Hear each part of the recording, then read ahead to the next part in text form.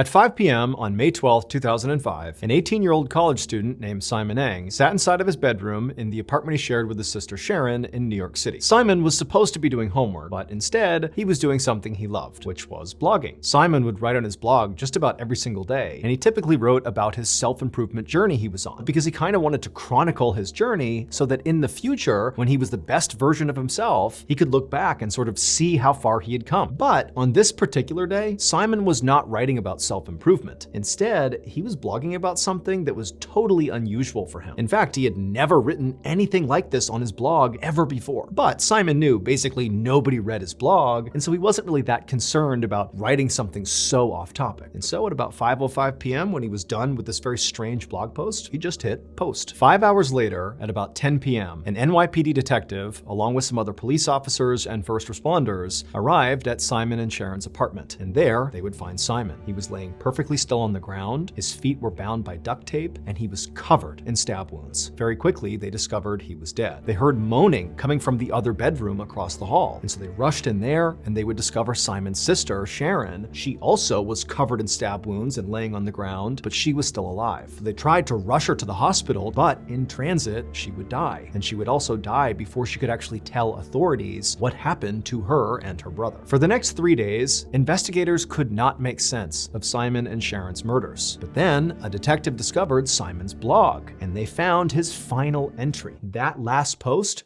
broke the case wide open. Right before Simon was killed, he wrote in his blog about what was actually happening in his apartment. Here is a screenshot of that blog post. It says, quote, "Today has been weird. At 3, some guy ringed the bell. It was my sister's former boyfriend. He is still here right now. Hopefully, he will leave soon." Sharon's former boyfriend was a man named Jin Chung Lin. A year earlier, he and Sharon had gone through a really rocky breakup. Now, Sharon had moved on and kind of gotten over the breakup, but Jin hadn't. He was still furious about the way things ended, and so he ultimately went to Sharon and Simon's apartment to get revenge. And his revenge was murdering the brother and sister. When police confronted Jin with information from Simon's blog post, he immediately confessed to the murders. Jin was tried and found guilty of the murders and sentenced to life in prison without parole. Today, Simon's blog is actually still available online. However, what you'll really see if you go to his blog is the thousands and thousands of comments from people all around the world hoping that Simon and Sharon rest in peace.